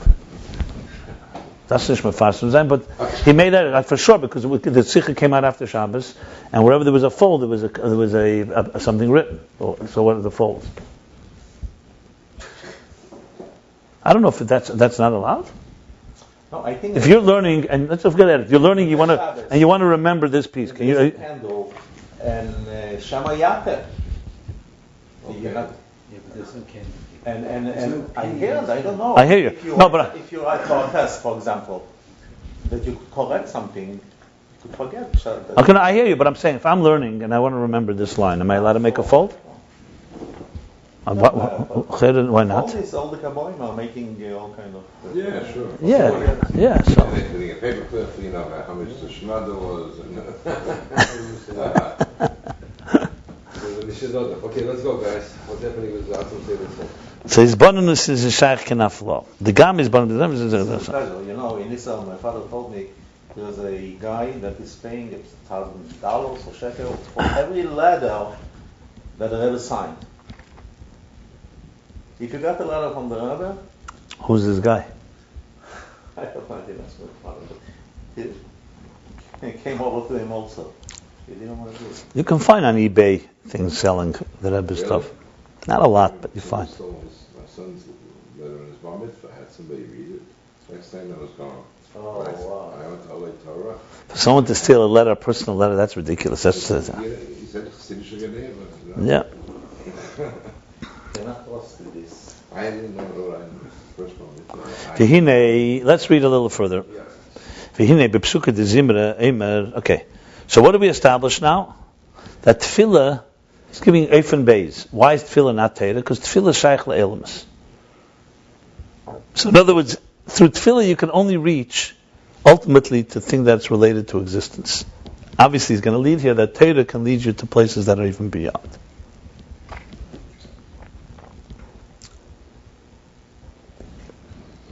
Which makes me conclude that what I said before needs to be corrected a bit. Tefillah can lead you to grandeur, Horemus Haflah, but clearly Shashim Lefanov is going to be even deeper than that. That's the bottom line. So Shashim Lefanov is like even higher than Alei Saratzen. Yeah, why not? I always took tefillah. You can go any place with tefillah. You didn't finish here. 1 second. Now, up to this stage. You may go any place, but the question is, no. He clearly says here, Shaykh le'elmus. Yeah, he's equating tefillah with pisbonus. Yeah. So you could go on film as a system. Let's see. We're not finished. V'hinei, and now psuka de zimra emer v'yorim keren la'amei. We say v'yorim keren la'amei. Raise. So keren has many meanings. Here keren means like covered, right?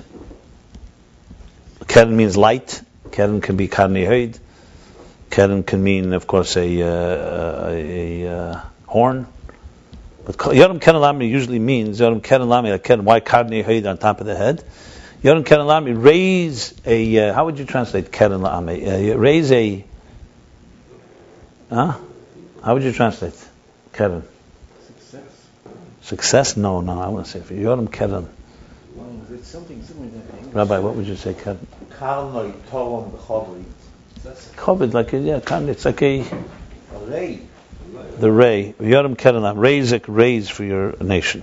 Keren hu amshacha atzmis kaneda. Say Jews have horns. Keren is amshach. Yeah. By the way, because Michelangelo made, because it says karnei hoid, that he had rays of light, and he translated karnei as horns. So he made Moshe And Michelangelo has Moshe with two little horns when he comes down from the mountain. Two little See things. a lot of pictures. That's Michelangelo. He took it from the Bible because they mistranslated Karne. So Keren is Amshacha Atzmis. This says in many places. Karne Heter. Glory. Okay, I thought something like glory or covet. Keren. So Amshacha Atzmis. Now Keren is Amshacha Atzmis, not Ha'ara.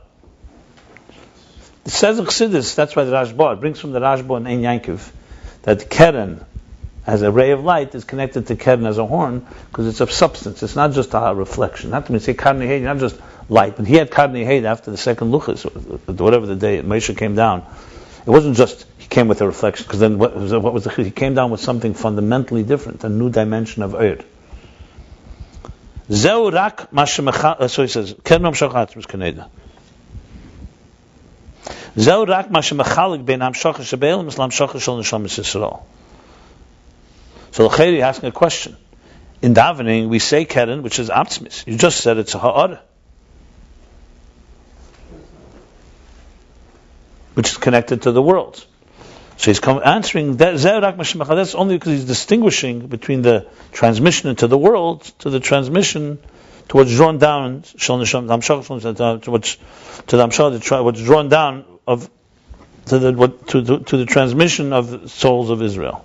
The L'shamis Yisrael al-Yidei ha-Teira nimshach hamshach ha'atzmis. That the Shamis Yisrael, through Teira, they receive a core transmission. Avaloi bezehu esek is ben neshaleh. That's his conclusion. Tefillah, however, not in this, is the immersion and the engrossing of his contemplation. To be his bonus who b'machshah kasu kedim kinizgu shmei levade heidel eretz b'shamayim. When you read the davening there, what does it say? You don't start with V'yorim Keren Lama. You start with Heidu al Eretz Hashemayim. Mashal Kinizgu Shmei Levade Heidu. What it means Kinizgu Shmei, that your name is exalted. Only your name is exalted. No, your name is unique. Your name is Niskel. Kinizgu Shmei Levade. But Levade means beyond everything, alone. Heidu al Eretz Hashemayim, and your Heide, your beauty or your light, your glory, is on Eretz Shemayim. That's the Hizbananus. The Yoram Keren La'ameh is a fact that comes out of that. He said comes out of Torah because it's saying in a pasuk. It doesn't say it, but he means because Tefillah at the end of the day, the Keren does not come from Tefillah. It's consistent with the first beer because you see, Tefillah by nature is not a mamshich. Tefillah is going out of yourself. Tefillah is, that's what the Gemara. Tefillah is pouring out your heart to God. It's going out of yourself. It's not about what you are. It's about what you want to be. It's not about going out of yourself. That's the whole point of Tefillah. It's a gaguyim and a yearning, a rotze. That's the first explanation. What he's saying now is that Tefillah connects, therefore, to things that are elements, because it's connected to existence. And everything is connected because anything that that you were able to reach, what can you reach with your power on your own? Remember, Tefillah is mamat l'mayla. You can reach what's relative to you. I'm trying to explain this a bit. Teira is amshacha l'mayla. It's amshacha atzmis, like we learned. God gave us Teira. Matan Teira, nesana Teira. It's a gift. Teira is not what we discovered on our own. So Teira can give you an atzmis. So that's what he's saying. It's a given. But Yoram Keren La'ameh must be is giving you an etzem that Tefillah cannot give you, because Tefillah doesn't get. Tefillah is your efforts to reach God. Really, api taraisa, api atera. The only reason you pray is because you have needs. When you have needs, you pray. So that means right away prayer is related to you and your needs. But what? You're reaching upward to get your needs filled. Today we also have prayers that are not just needs. We have shvachim and we have. What do we call it? The tehillas, the different hados, the different expressions. But it's all. The whole point of prayer is your emotional reaching out to God. That's the whole point of prayer. He's not saying exactly this, but I'm trying to explain it. And Teira is amshach. It's giving you. God gave us a piece of Himself. It's a whole different thing. When it talks about the four Rabbanim that went into pilots to do that, that's Teira for sure. That's Teira. Can we say that davening is intellectual and beyond intellectual? Davening is not intellectual. Davening is emotional. Lev. But his bonus doesn't mean intellectual either. His bonus is, what are you contemplating as you daven? That's what it means. What contemplating means that what are you thinking about? It's not learning. You don't learn davening. Davening is not learning. You're not learning wisdom. You're using words to be able to. His bonus is not seichel. It's comprehension. Havon is comprehension, not his bonus. Havonus is contemplation. In other words, Contemplation can be very emotional. You're contemplating on the divine in order to elevate there. Tefillah has nothing to do with seichel. Tefillah is aveda shebelev. It's seichel because obviously everything needs intelligence. You got to pray an intelligent person, but it's not a focus on intelligence. It's a focus on emotions. it's not focused on the physics themselves. It's focused on an idea. No, it's not. It's not ideas. It's about connecting to God. Yeah, The Gemara aveda shebelev, exactly. But you're thinking about what it means, God. but not thinking about it like. What's the difference when you're thinking about it when you're learning these pages now? We're figuring out, and there you're, so to speak, you have a. No, you're focusing on where you want to reach. That's all. It's the levels of where you want to travel to. That's like we say the same. That's not called seichel at all. That's called his bonus, which is not havana or asagi. He doesn't use those words. What you're saying, it's not like real. No, I wouldn't use those words here. If he wanted to use that, he's not ashamed. He could use it. He doesn't use those words. I wouldn't use that. I would use his bonus. So Yom Keren La'amei. Okay, so that's Sotera. Sotera is Hamshacha Atzmis. Hamshacha Atzmis, only it's after Tefillah, right? We'll continue. Because in just learning Tefillah, it's Lavdavke. You see, You need both, obviously. You need both. how come the Torah before Tefillah is different? Torah before I know Tefillah it's is warm up, but it's Torah. but you're not on that level to get to that. So Torah there is serving you. That's the whole point of Mikara. That's right, like Rosh used to also, he didn't have to go through these things. Where was the piece about Torah and Tefillah anyway? That Tefillah is Torah. Okay, I'll look at it later. Okay, let's continue here. Avaloi bezeu esek his bonus. That's not his bonus. Is what it says earlier. That's only a reflection. That's again a reflection. However you'll interpret it. If the pirish is the gam b'chinas nizgav, in other words, you can interpret it several ways. You could say that gam b'chinas nizgav, even nizgav, even that which is beyond, is also only shmoi. Even Seviv, which is transcendent, is only his name. Or another way you can interpret it, Shapirush Shagam Shmei Nizgiv Levade. So you can type Nizgiv Shmei Levade, that Nizgiv is Shmei Levade, or that even Shmei is Nizgiv Levade.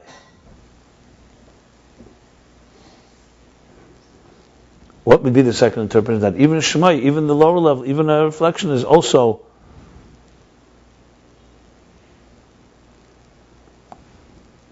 unique in its hafla. That's what he means. Levade here means Lamal Yusa. Yeah. First Levad means it's only a name. Here it means it's unique in its nizgav. Varak Heidei, and only his reflection who al eretz v'shamayim. That's the second interpretation. But either way, either way, it's only a reflection, and that is where he's immersing his contemplation. Why the first interpretation? The first interpretation appears the Gam Chinas Nizgav and the Gam Chinas Sever Rak Shmei Levad. Okay, because it's reflection. Either way, it's reflection.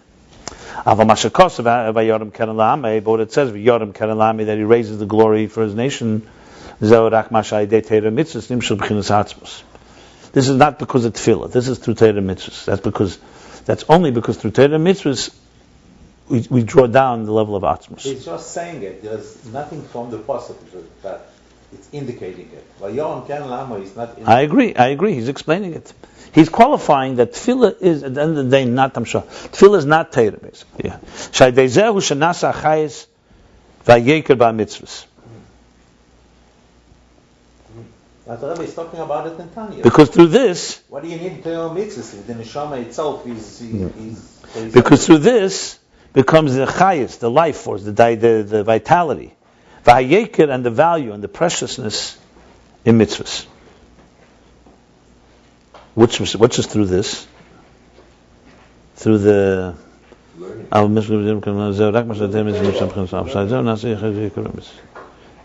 Because through Atzmus, because it's Atzmus, that's why you have the Yeker. Sharigam Aidei bonus nasa chayes v'Yeker b'kimad mitzvus. We said v'chen b'mitzvahs. Yeah, let's read it. I'm not sure where he's going here. Sharigam Aidei bonus, also through contemplation becomes nasa. You get a vitality and v'Yeker and a presence in kimad mitzvus, a value, you value. U'kumashikos b'sefer shabeinim hamakayim be'emes hu ha'eyev. As it says in Sefer Shabbein, that the one who fulfills them truthfully is the one who has love. And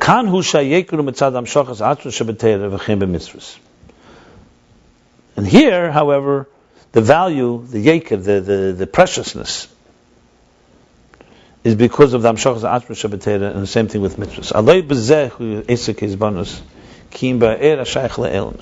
But not that. During davening is this real involvement of contemplation, only in the energy that's connected to the worlds. I'm not really clear what he just said in the last few lines here. Read one more line, maybe it's going to make it more clear for you.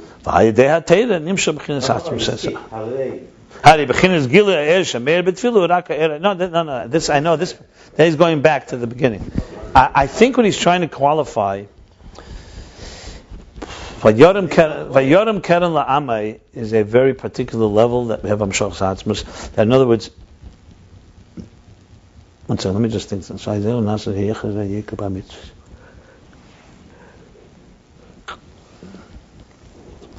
When you know that God gave us Keren La'amai, He gave us Atzmus, it makes you appreciate and have a true vitality in doing mitzvahs. That's what he's saying. Then he qualifies. He says, and that is not part of davening, that is part of Torah. He's saying it later, a few lines. Then he says, I get. Because also through, now he qualifies. Shari, also through contemplation and davening, you could also come to have appreciation of mitzvahs. Like he says in Tanya, Mekayim Be'emes Be'emes. But Khan, here he's explaining, V'yorim Keren La'amai is not that. He's basically qualifying and saying, it almost sounds like someone asked the Rebbe Rashab, what about V'yorim Keren La'amai? So he said, V'yorim Keren La'amai, this is Torah. That's not what we're discussing here. Yes, you could also come to appreciate Torah mitzvahs through a contemplation. Here we're speaking about, however, how it comes because it's a Hamshacha Atzmis. And what happens in Tefillah? Tefillah is not about that. Tefillah is about what is relevant to the world, to us. Yeah. That's what he's saying. Yeah. Why he's insisting that way, I'm not sure. Why? But I guess he wants to emphasize how Tefillah here is about yourself. It almost sounds to me like he's answering a question. His own, or somebody asked a question about this. What are you supposed to think about when you say V'yorim Keren La'amai? It sounds very much like that here. But Okay. It could be that like high levels of tefillah aren't even called tefillah anymore. It's called Torah. That's what it should be. Huh? But it should be was like this. No, Okay. it's like in He the- said, "V'gam habitul bazeh hu ba'ifan acher." I was saying, Okay, now we're going to read this. yeah. V'gam habitl b'zeh be'efen acher. And also the bitl in this, meaning I guess the bitl between Torah and Tefillah is different. Like it says in Tanya chapter 35, the Nishmas Adam Afilat Tzadik Gomor Eved Hashem B'Yirav Ava B'Tainugim. That the soul of a person, even a Tzadik Gomor, a complete Tzadik, serves God in awe and love, B'Tainugim, with pleasure. Which is Afal became Ein B'Teila Mitzvahs L'Gamri. And nevertheless, he does not completely disappear, get nullified. v'hine k'she'odam eisek. והנה כשאדם עסק בתורה, אז נשמוסי נכלולת באין סוף ברוך הוא מיוחדת בו בייחוד גמר. Now, when a person studies in Torah, his neshama is encompassed in the infinite divine light, and it gets united with it in a complete unity.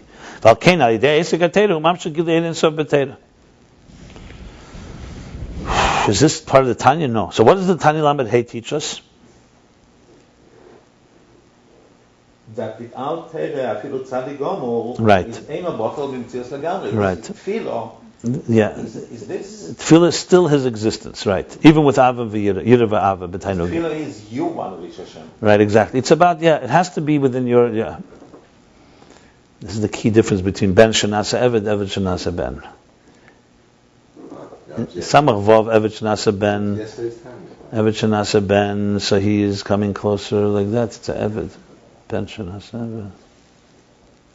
The Ben, I'm sorry, in Samach Vav is Ben Shanasa Eved, close and he becomes a Eved. Okay, Okay, Areis game from Zich is still Zich, basically. And Teira, which is the Chiddush Anayim Beis, Teira is Atzmis. Atzmis is the good thing. Atzmis is the Kazach. Teira brings it into Atzmis. And Tefillah brings it out.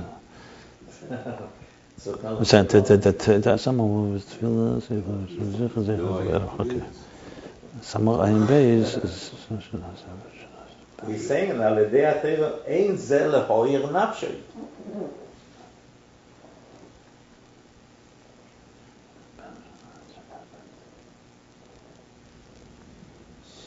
Okay. And now, when a person is Eisik B'Teira, then his Neshama is Nichul, and then he does have a Yichud Gamor. Does that say in Tanya too? In 30 pages of Perek Lamed Hey?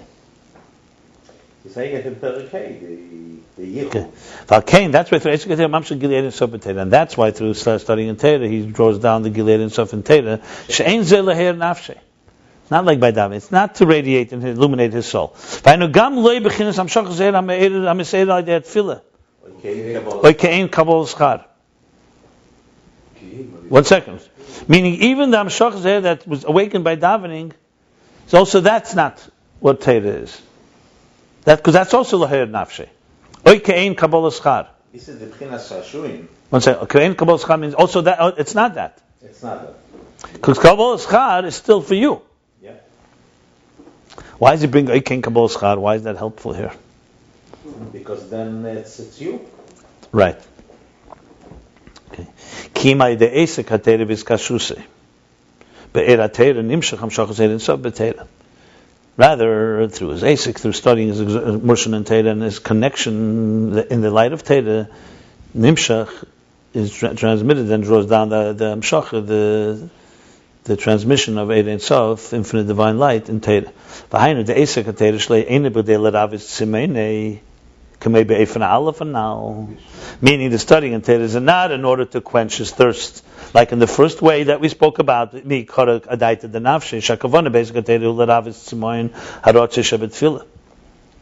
first tefillah is similar to the first level of Teira before davening. It's still about right. It's still about quenching your thirst. That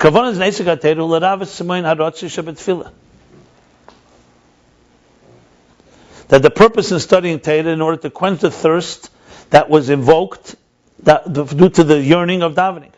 Because even though during davening he was close, we said it's not mamish gili because it's still in the form of rotzei. The revelation and the integration is through the study of Torah afterwards. So this Esek HaTeira is to quench his thirst. So we have here now another level in that. So we have the level of learning Torah before davening. Now we have learning Torah after davening, that's Tchilas Avei, that's still to quench the thirst, that's the cool down period. It's still not the highest. Mashenke Beifan Hazeh. Where did he say that? He said it right now. Teira after davening? Right? Yeah, listen, read it. Mashenke Beifan Hazeh, in B'gdei l'Rav Tzimei, Rak l'hamshach Gilead Tzmusei in Sof Lamata. It's a fourth level. This is the fourth level. That means in Bashenkin, in this way, it's not in order to quench the thirst, it's only to draw down the revelation of Atzmus Seder Ein Sof below. How did you get? But that would also quench his thirst. That would quench his thirst because that's what his thirst was for. No. Okay. Oh yeah. Yeah, but how is it for? I don't get it. There's learning before davening. Okay. That's what? As he said, that's the beginning where you ignite the soul. And so that one person speaking at a time. Okay. That's the davening before. That's the learning before davening. Okay. Then comes davening. Davening is what? Is a rotzei. That's all level. Rotzei is a rotzei. Is a rotzei. 4 levels total. Then there's learned davening, and that's a rotzei. Like he said, it's not shuv. It's only ha'ara, and it's also only shaykhs to the worlds. Because this bonus is not in Riyam Keren Ame, it's in how the world is only a reflection. Then comes davening afterwards. It also helps awaken, yeah, he said. The third level is in the Rabbis. I didn't get there yet. You asked me 4 levels. I was just spelling out 4 levels. The second level? I don't know what you're talking about. Which Semayan? The Tefillah is Semayan. I didn't finish. I didn't say the word Semayan. You said the word Semayan. I said the first level, like he spoke, is a person learning before davening in order to begin the warming up. Then comes tefillah. Tefillah is a rotzei. You're doing upward. It's a rotzei. It's only connected, however, it's a reflection connected to the worlds. Then comes the Torah right after that davening, and that's to quench the thirst that was awakened by davening. And then comes the fourth level that he just said now, Isik HaTorah, it's not L'Ravis Semene. It's L'ham Shel Gili Atzma Sheir Ein Sof L'Matam. Ve'ein Zeh Ha'er Sheme'er B'Tefillah. And this is not the energy that was awakened by davening. It's fourth level. Yeah. Even though this also comes after the preface of davening specifically.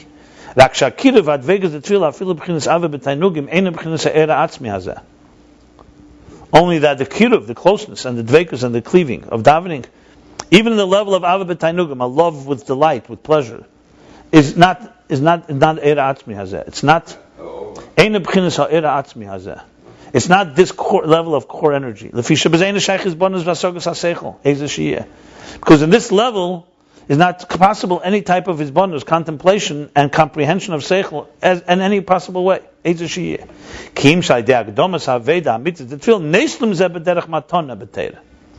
So it comes through the introduction, but that introduction of davening does not touch an etzem, because it's all relative to you. However, when you really have a proper preparation and amveda mitis, you properly work hard in davening, then you get a gift.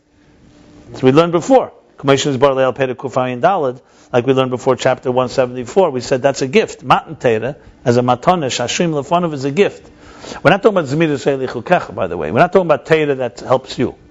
You want the Teira that's etzem? That's a gift. Shinayim Beis.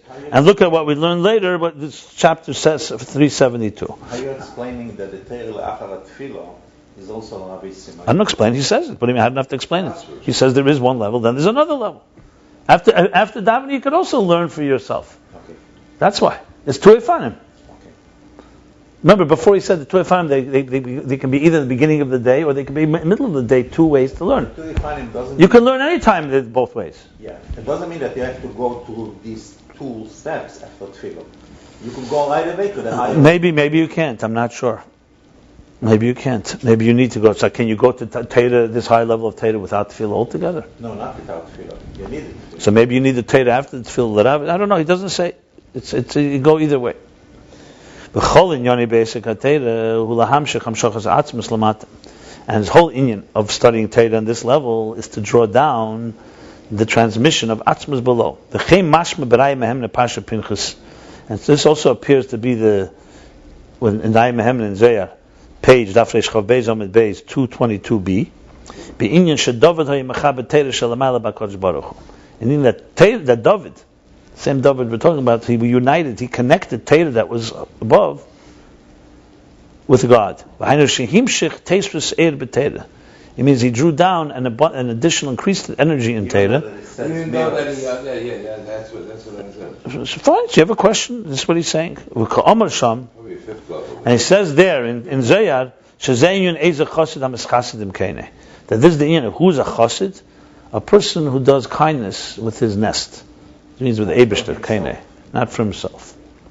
To Mavur b'Sefer Shabbein and Perek Yud, it says, it's explained in Tanya chapter 10, that's uniting Kuchabricha v'Shechina b'Tachtenim. That's what David did. Now, you can imagine that Rebbe Rashab knows what he said about David before, and he's saying now there's David. It's probably not a contradiction. Maybe it's 2 levels. I'm not sure. We'll have to think. Let me do the kitzur, and then we'll spend time. Is also not a bad thing. It's part of the Tehillim. For who inyan limud Teira l'shma kitzur? The summary. This is limud Teira l'shma. What means l'shma? L'shem, to be brought down the divine Shem HaTeira. Because there's a lower level. The mikara initially adaita the nafshi of it. Initially you adaita no, you do it for your purpose. L'kasha nafshi be'lekus alidei Teira. To connect his nefesh, to bind his soul to godliness through Teira. It's because the divine soul gets concealed in the animal soul. Like my Teira mitzvahs begash m'shem b'li hester upon him. Not like Teira mitzvahs even that are also in the physical, that are in the physical without a concealment. Because the intention is that there should be a refinement from the bottom up. And the way you reveal that, the nefesh hakis is concealed, so you need Torah to reveal it. That's the first level. Adaita de nafsha. Eiz v'teshia, strength and weakening. The weak strengthening the neshama, the nefesh, the divine, and weakening the animal soul. This is learning Torah before davening. And after davening, it's limud Torah l'shma, not l'shem atzmei. He draws down divine light, divine energy into Torah, and he binds and unites in it. And what's the newness, the chiddush, the innovation of the connection through Torah over davening? In Tefillah, it's not in the form of revelation and integrated. Yishashus internalized, like in Torah that comes afterwards. But Gam Yesh Leimer, a second answer. The Tefillah, the kid of the closeness in davening is in the godliness divine that relates to the existence. The Bezeh Shaykh is bonus b'asaga. In this we can have a contemplation and a comprehension. This is Keniz Geshmei Heidei.